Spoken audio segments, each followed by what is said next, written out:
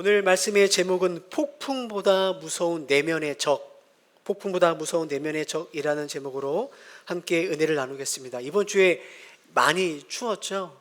우리 성도님들 그래도 건강한 모습으로 뵙게 돼서 감사하고요.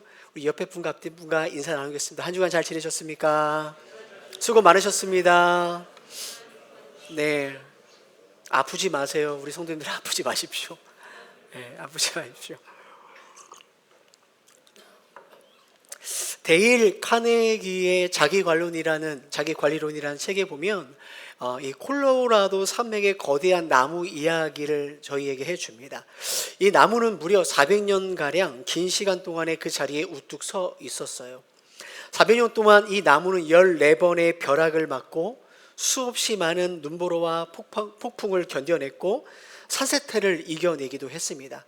그런데 여러분, 이 거목은 이 오랜 시간 이 험난한 세월을 다 이겨내고 당당하게 서 있었는데, 놀랍게도 이 거목을 쓰러뜨린 것은 사진 하나 보여주시죠. 네, 한 번 더요. 작은 딱정벌레 떼였습니다. 손가락으로 꾹 누르면 죽는 작은 이 연약한 벌레들이 나무 껍질 속으로 들어와 야금야금 나무의 살을 파먹기 시작했습니다. 400년간 외부로부터 오는 폭풍과 벼락을 이겨냈던 이 나무가 안으로부터 갉아먹는 이 작은 벌레를 이기지 못해 이 큰 나무는 결국 쓰러지고 말았습니다. 저는 이 이야기를 보면서 우리의 삶을 좀 생각해 보게 됐어요. 우리의 신앙을 돌아보게 됐습니다.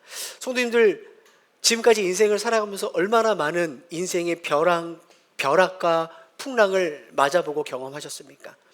예를 들어 갑작스럽게 큰 병이 생기거나 사고가 나거나 때로는 직장과 경제적으로 어려움을 겪을 때가 있죠.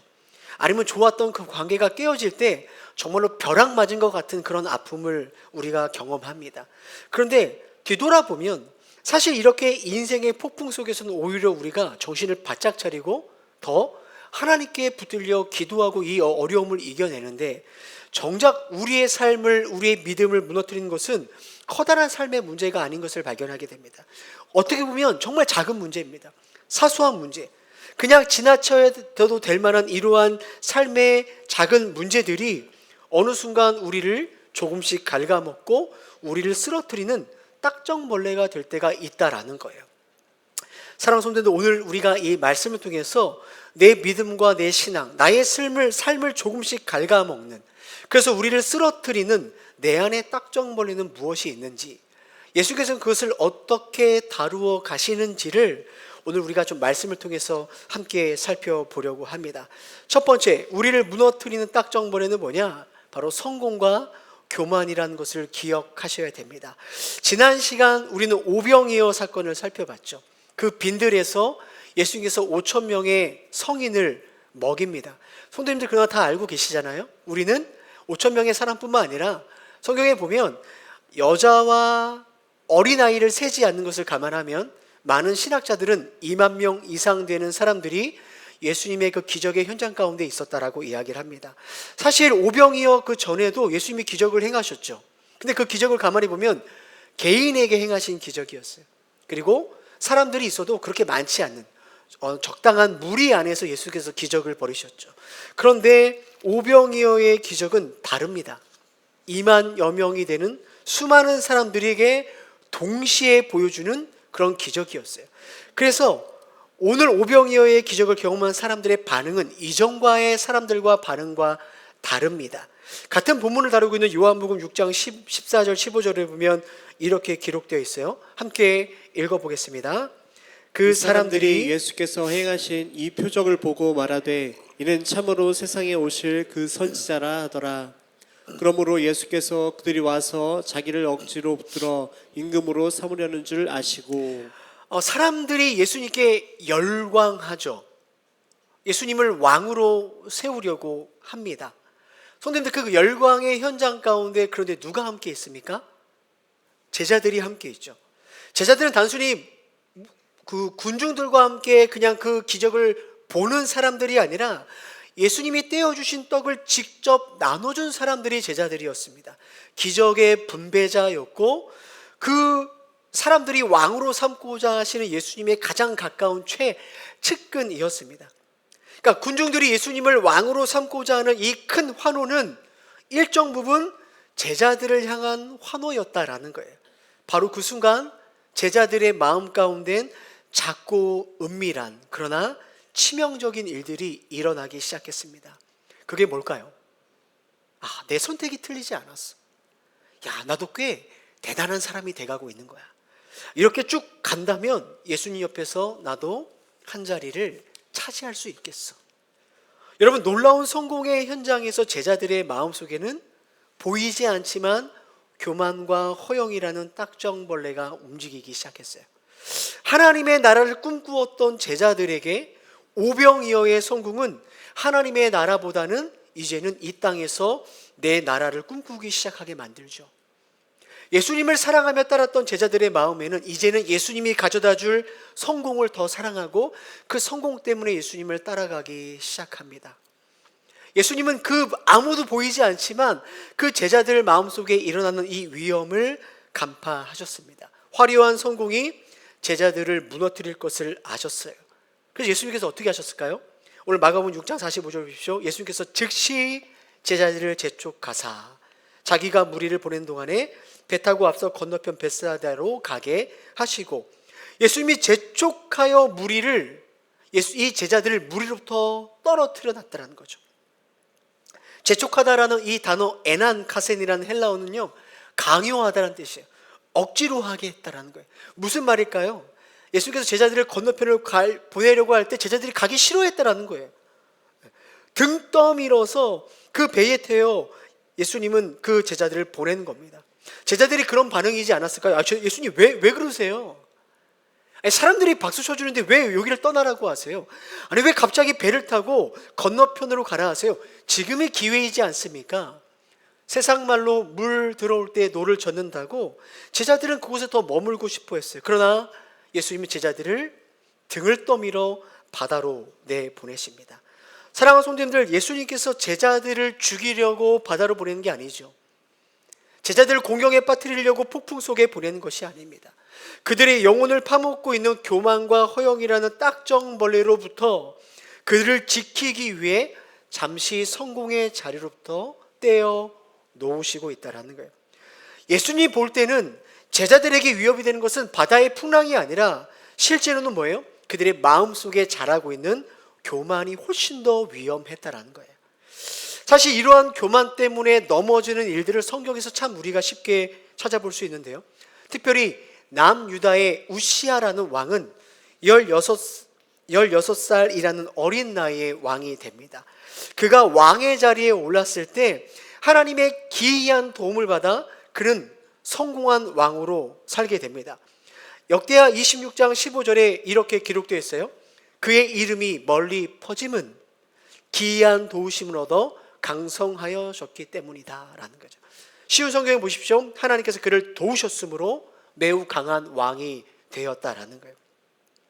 성경은 그의 강성하게 된 게, 다른 말로 하면 그의 성공을 하나님의 은혜였다라고 분명하게 기록하죠. 그런데 여러분, 그 다음 줄이 상당히 충격적입니다. 역대하 26장 16절 함께 보겠습니다. 읽어볼까요? 시작. 그가 강성하여짐에 그의 마음이 교만하여 악을 행하여 그의 하나님 여호와께 범죄하되 곧 여호와의 성전에 들어가서 향단에 분향하려 한지라. 그가 강성해졌을 때 뭐가 따라오죠? 교만함이 따라왔다는 거예요. 그러자 그는 하나님께 죄를 범합니다. 그 죄가 뭐죠? 제사장들만이 해야 되는, 제사장들만이 할 수 있는 그 성전에 분향하는 일을 왕이 하겠다라는 거예요. 우시아 왕은 선을 넘고 있습니다. 당시 제사장이었던 아사랴가 80명의 제사장을 데리고 왕 앞에 나가 이렇게 말하죠. 왕이여, 이거는 교만한 일입니다. 왕을 말립니다. 그런데 그의 안에 있는 교만은 그의 판단을 흐트러 버리죠. 멈추지 못하고 선을 넘습니다. 그 결과 그는 나병이 들어 별궁에서 죽는 날까지 갇혀 지내요. 왕의 자리에서 내려오게 됩니다. 성도님들 가만히 보십시오. 우시아는 약해서 넘어진 게 아니에요. 그죠? 실패해서 넘어진 게 아닙니다. 강성해져서 넘어집니다. 그죠? 일이 안 풀려서 죄를 범한 게 아니라 일이 너무 잘 풀려서 성공해서 죄를 짓게 되더라는 거예요.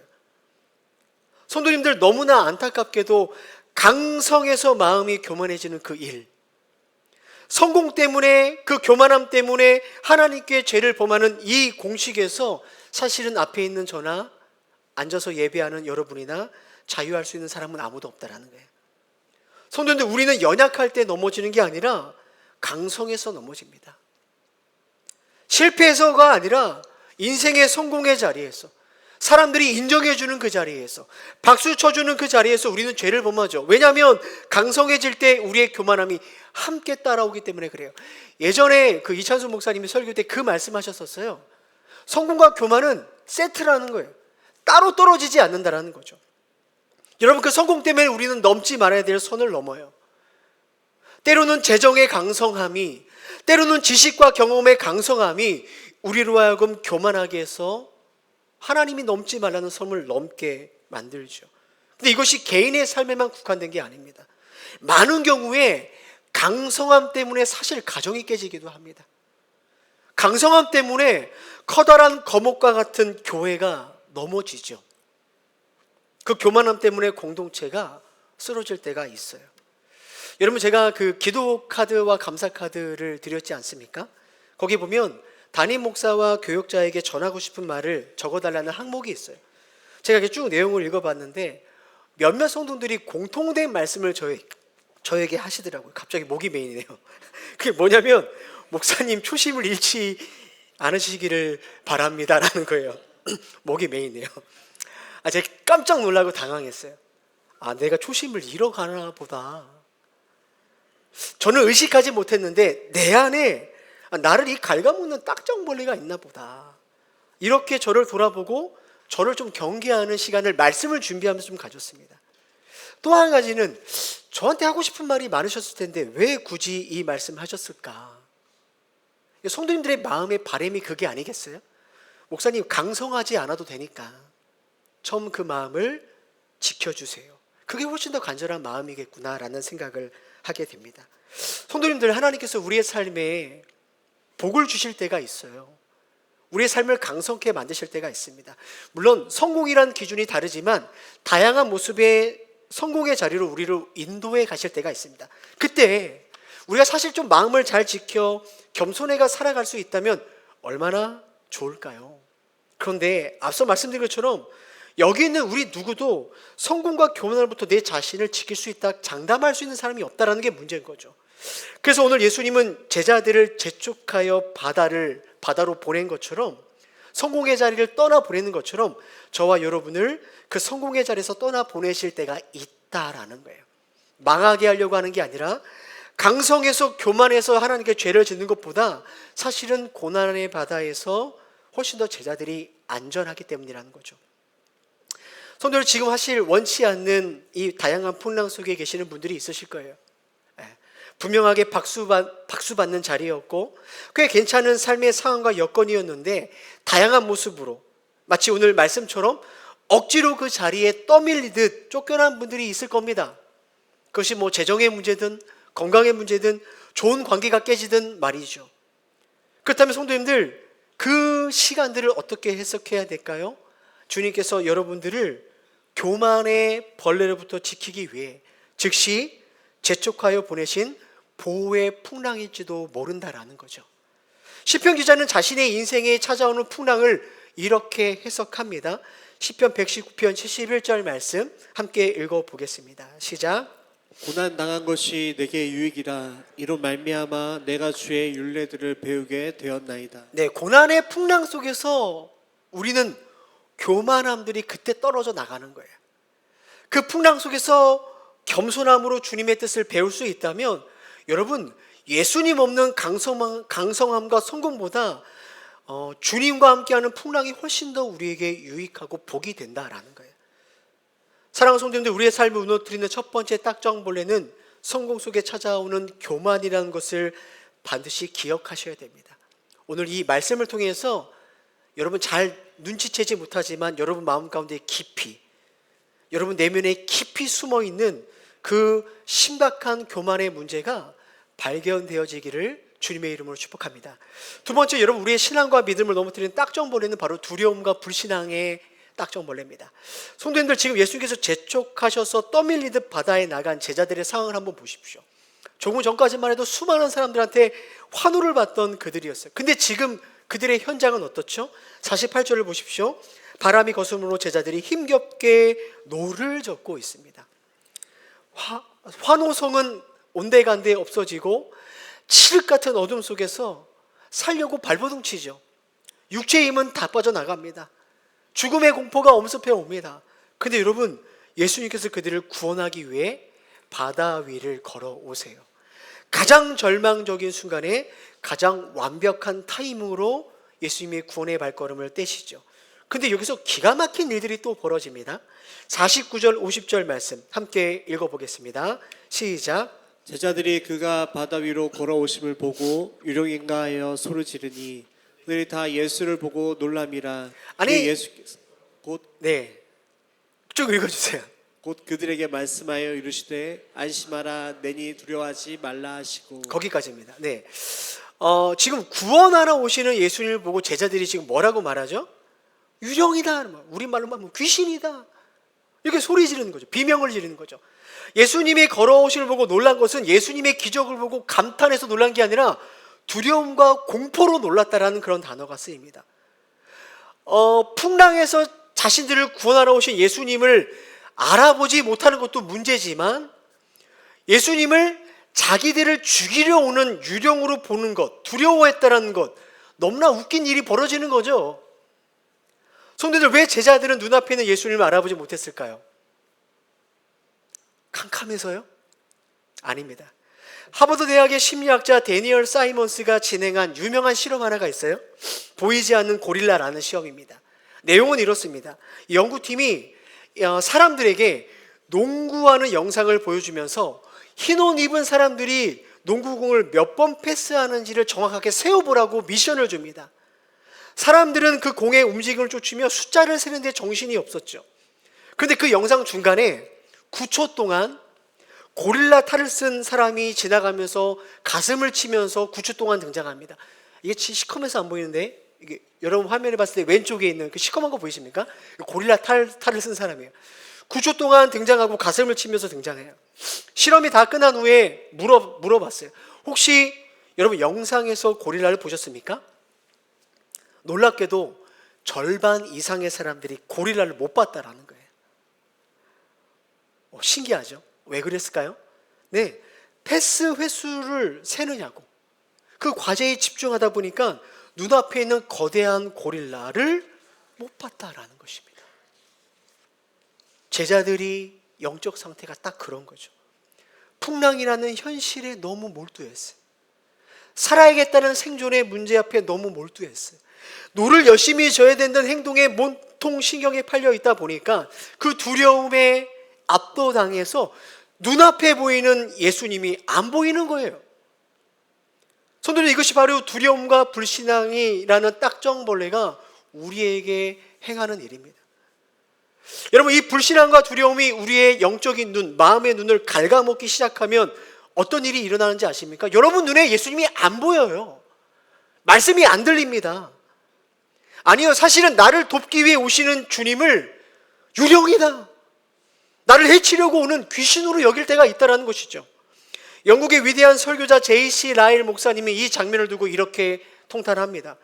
우리는 종종 우리의 가장 좋은 친구를 적으로 착각한다.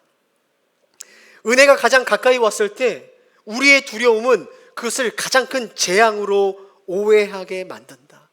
성도님들, 불신앙과 두려움은 우리의 해석을 망가뜨립니다. 상황을 있는 그대로 보지 못하게 하죠. 하나님의 도우심조차 의심하고 이것을 부정적으로 왜곡시켜요. 2026년 동행교회의 표어가 뭐냐면 사랑 안에서 범사에 그에까지 자랄지라예요. 교회가 성숙해져 가는 거죠. 새롭게 되어 자란 그 일을 우리 모두에게 필요한 일입니다. 근데 성도님들, 우리의 불신앙이 이것을 어떻게 해석하는지 아십니까? 하나님께서 우리를 새롭게 하시는 그 일을 유령이다라고 생각하는 거예요. 왜 나를 괴롭혀? 왜 우리를 불편하게 만들어? 이렇게 해석하게 만드는 거죠.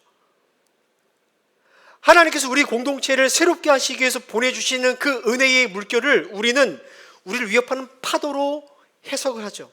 변화를 거부하고 새로운 사역에 대해서 뒷걸음질 치거나 비판하게 만들어 버리는 거예요. 우리를 위해서 하는 그 일인데 말이죠. 또 한 가지, 여러분, 불신앙이라는 이 딱정벌레는 사실은 공동체의 관계를 깨트립니다. 성도님들, 하나님께서 우리에게 어떻게 도움을 주실까요? 어떻게 우리에게 말씀하실까요? 직접 말씀하시나요? 하나님의 손이 나타나는? 아니요. 공동체, 교회 공동체를 통해서 우리에게 말씀하시고 우리를 도우시죠.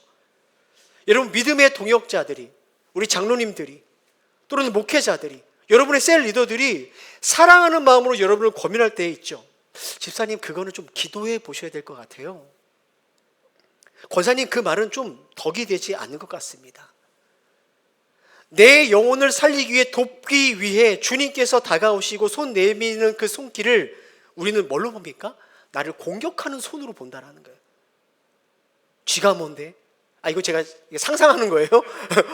오해하지 마시고, 그런 분이 없는데. 쥐가 뭔데? 나를 무시하나?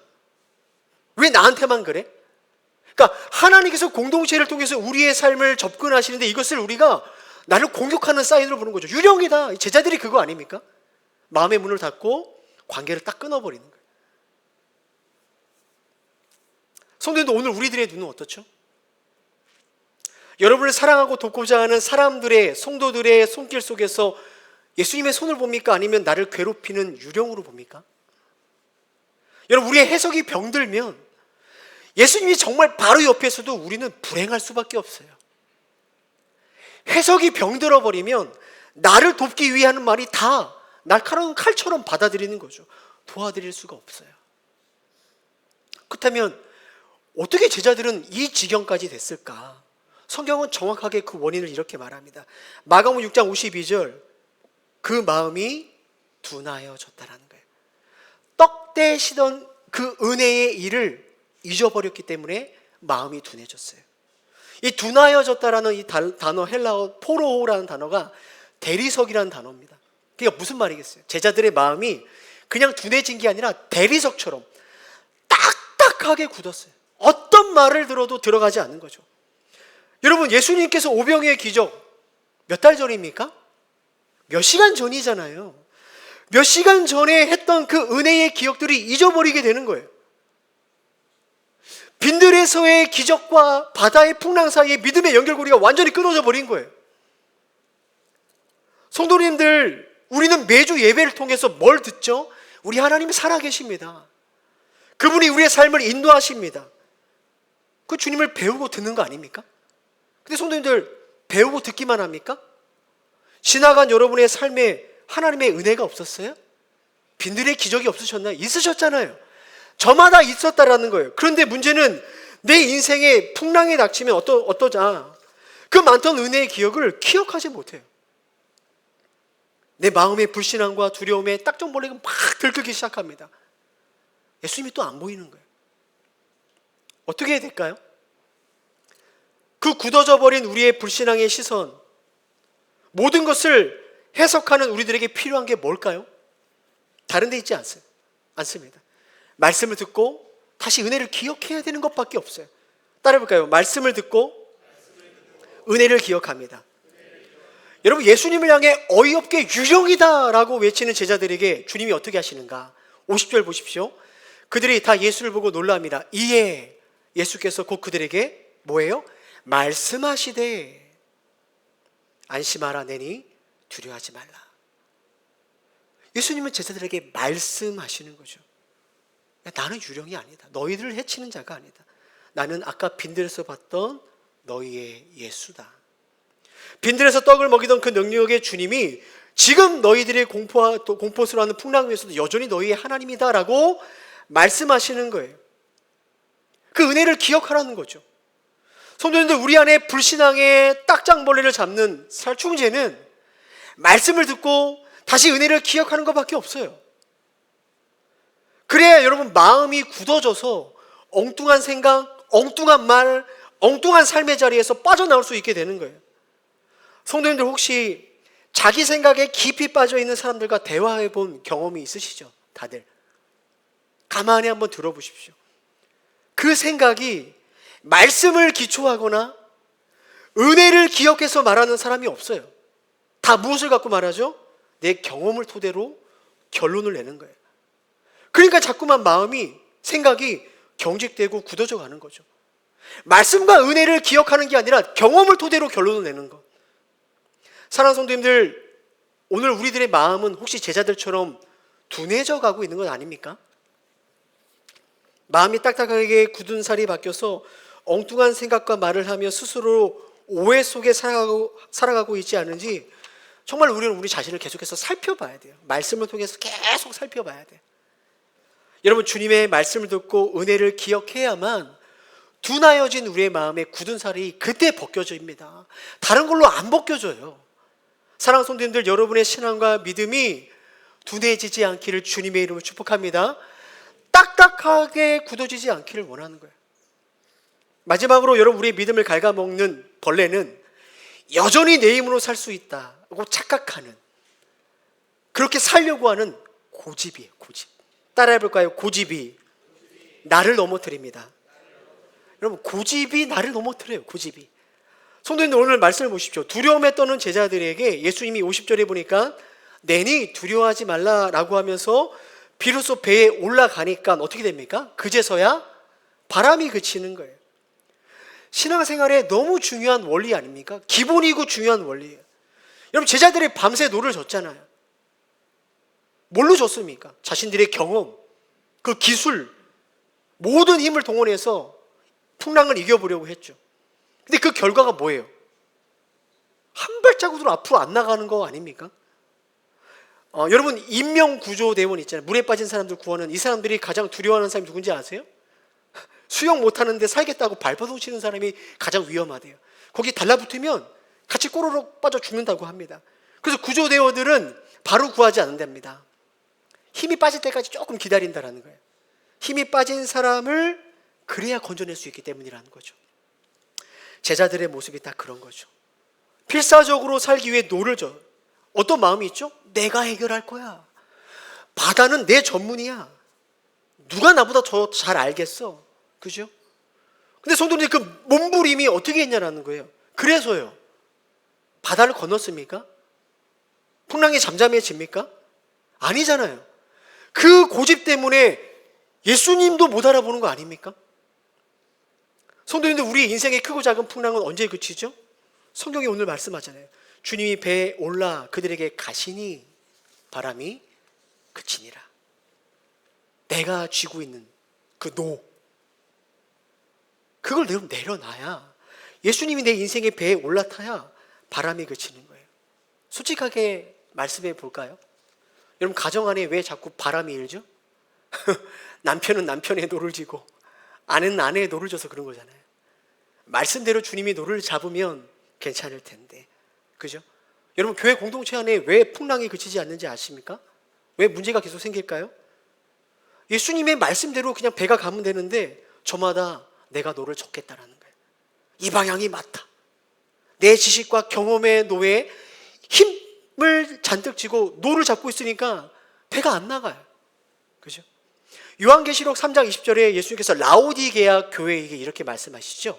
볼지어다 내가 문 밖에 서서 두드리노니 누구든지 내 음성을 듣고 문을 열면 내가 그에게 들어가 그와 더불어 먹고 그는 나와 더불어 먹으리라. 교회에게 하시는 말씀이에요. 예수님을 믿는다라는 성도에게 하신 말씀이에요. 오늘 말씀을 적용해 볼까요? 자꾸 라오디아 교회가 자기가 배를 몰아야 되겠다라는 거예요. 주님이 말씀하시죠.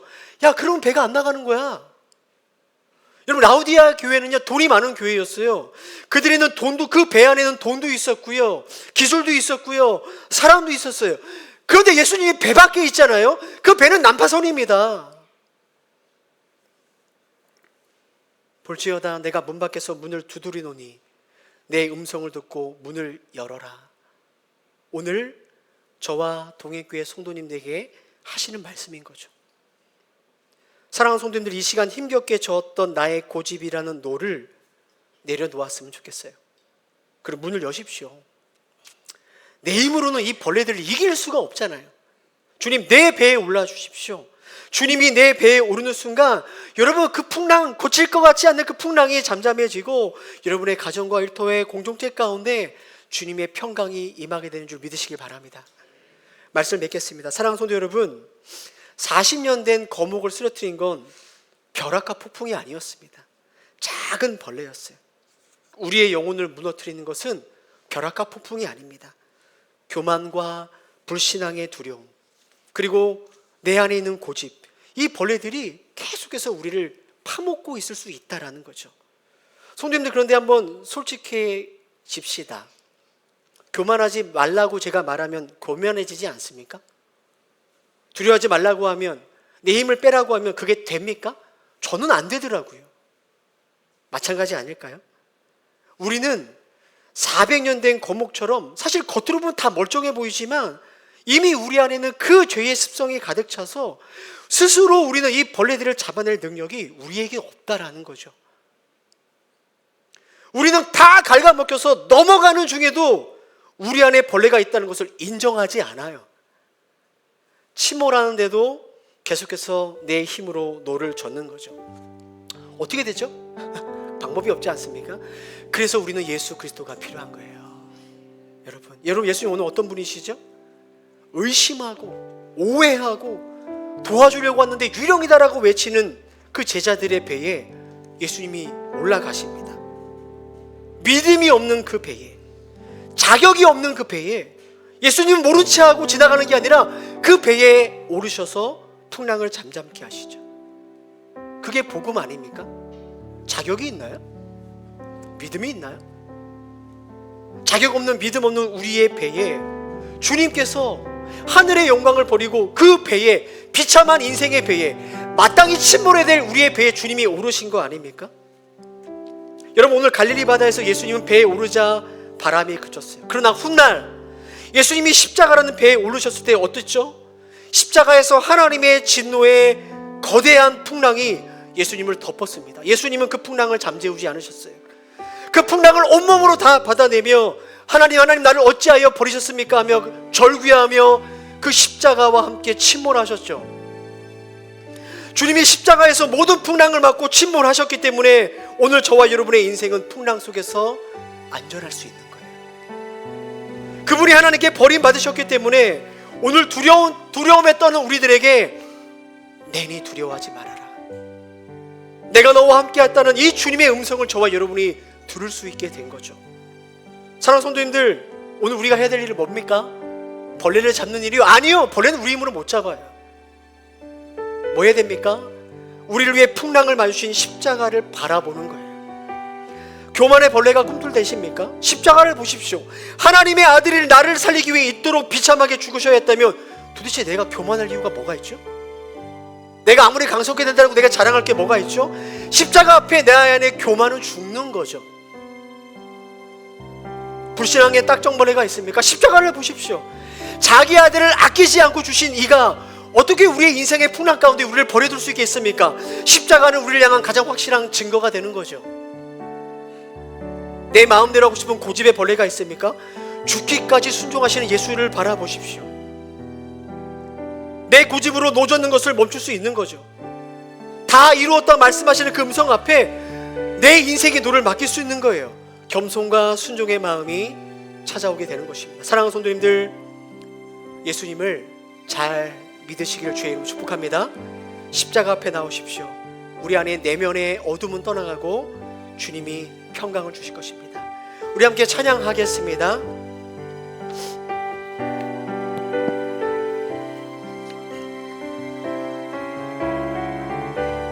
우리 함께 고백합니다.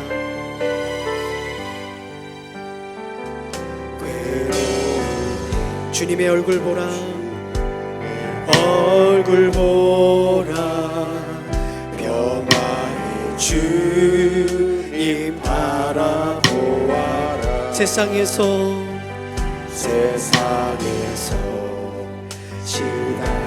친구들 위로의 주님, 위로의 주님 바라. 다시 한번 고백할까요? 힘이 없고 내 마음 연약할 때, 힘이 능력의 주님, 능력의 주님 바라보아라.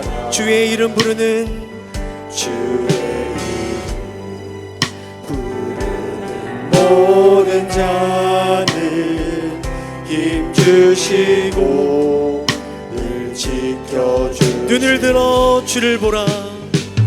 눈을 들어 주를 보라. 내 모든 염려 주께 맡겨라. 슬플 때에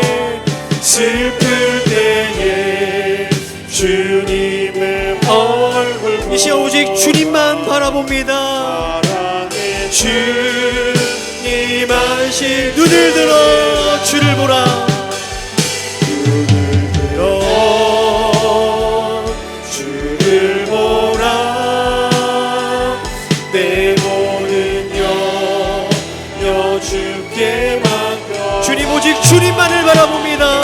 슬플 때에 주님의 얼굴 보라. 사랑의 주님 안식 주리라. 사랑하는 성도들, 혹시 평안한 삶 가운데, 그 안정된 삶 가운데서 혹시 예수님을 놓치며 살아가고 있지는 않습니까? 이 시간 기도할 때 하나님, 성공과 안락함 속에서 피어나는 이 교만함 때문에 주님을 놓치지 않게 하여 주십시오. 하나님, 나의 삶에 불어닥치는 풍랑 때문에 예수님을 보지 못하고 마음이 둔해지지 않도록 그 두려움과 불신앙이 끊어지게 하여 주십시오. 내 힘으로 고집하는 이 고집스러움의 노를 내려놓고 주님을 내 인생의 배에 모심으로 주님이 내 삶을 이끌어가는 것을 경험하는 삶 살아갈 수 있게 해달라고 말씀을 생각하며 우리 간절하게 우리의 마음을 주님 앞에 올려드리며 기도하겠습니다. 함께 기도합니다. 주님,